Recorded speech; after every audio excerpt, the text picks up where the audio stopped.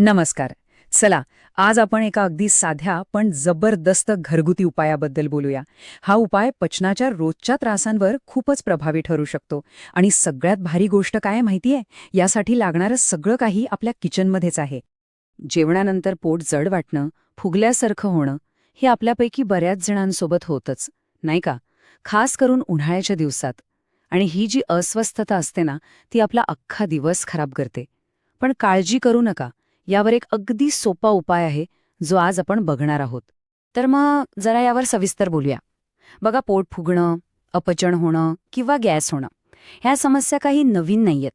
खरं तर कुठलाही ऋतू असो, ह्या तक्रारी अनेकांना सतत जाणवत असतात. आणि ह्याला आपण फक्त किरकोळ तक्रारी म्हणून सोडून देऊ शकत नाही बरं का. कारण ह्या लक्षणांमुळे आपलं रोजचं आयुष्य तर डिस्टर्ब होतंच, पण आपल्या एकूण आरोग्यावरही त्याचा परिणाम होतो. म्हणून ह्याकडे दुर्लक्ष करणं अजिबात चांगलं नाही. पण एक चांगली बातमी आहे. या सगळ्यावर एक खूपच सोपा आणि तितकाच प्रभावी उपाय आहे. आणि तो उपाय कुठे बाहेर नाही, तर थेट आपल्या किचनमध्येच लपलेला आहे. फक्त 3 साध्या मसाल्यांपासून बनलेलं एक खास पेय. याला म्हणतात त्रिमसाला पाणी. हो, फक्त धणे, जिरे आणि ओवा या 3 नैसर्गिक गोष्टींपासून हे बनतं. आणि हे साधंसं दिसणारं पेय पचन सुधारण्यासाठी आणि पोट फुगल्यासारखं वाटणं कमी करण्यासाठी खूपच गुणकारी मानलं जातं. आता साहजिकच प्रश्न पडतो की हे इतकं प्रभावी का आहे, बरोबर?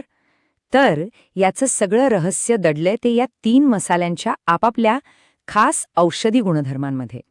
यातल्या प्रत्येक गोष्टीची एक वेगळी आणि महत्वाची भूमिका आहे. चला, तर एक एक करून बघूया. सगळ्यात आधी धणे. धणे शरीराला थंडावा देतात, ज्यामुळे पित्त शांत होतं. मग येतात जिरे. जिऱ्यांमुळे काय होतं, तर ते आपल्या पोटातील पाचक एन्झाईम्सना सक्रिय करतात, ज्यामुळे अन्न नीट पचायला मदत होते.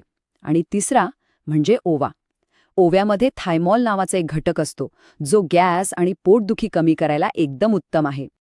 पण खरी जादू तेव्हा होते, जेव्हा हे 3 मसाले एकत्र येतात. म्हणजे एकटे एकटे तर ते काम करतातच, पण एकत्र आल्यावर त्यांचा परिणाम अनेक पटींनी वाढतो. आणि मग शरीराला खूप जास्त आरोग्यदायी फायदे मिळतात. म्हणजे हे पेय फक्त आपलं पचनच सुधारत नाही, तर याचे फायदे त्याही पलीकडचे आहेत. हे शरीरातली सूज कमी करतं, आपलं मेटाबॉलिझम सुधारतं, ज्यामुळे वजन नियंत्रणात ठेवायला मदत होते. इतकंच नाही, तर हे शरीर डिटॉक्स करायला, म्हणजे शरीरातील विषारी घटक बाहेर टाकायलाही मदत करतं.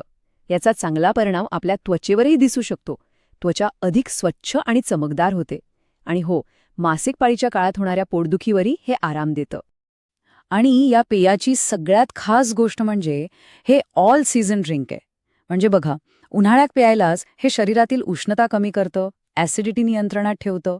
आणि तेच पेय जर हिवाळ्यात गरम करून प्यायलं तर सर्दी, खोकल्यातही आराम मिळतो. म्हणजे खरंच एकच पेय पण फायदे अनेक. आता वाटत असेल की हे बनवायला खूप अवघड असेल, पण अजिबात नाही. हे बनवणं अगदी सोपं आहे. फक्त हे 3ही मसाले एकत्र करून पाण्यात मिसळायचे आहेत. आणि सगळ्यात उत्तम परिणाम हवा असेल तर सकाळी रिकाम्या पोटी हे पाणी कोमट करून प्या. यामुळे शरीरातून स्वच्छ होतं आणि दिवसभर एकदम हलकं वाटतं. पण थांबा, एक महत्त्वाची गोष्ट लक्षात ठेवायला हवी.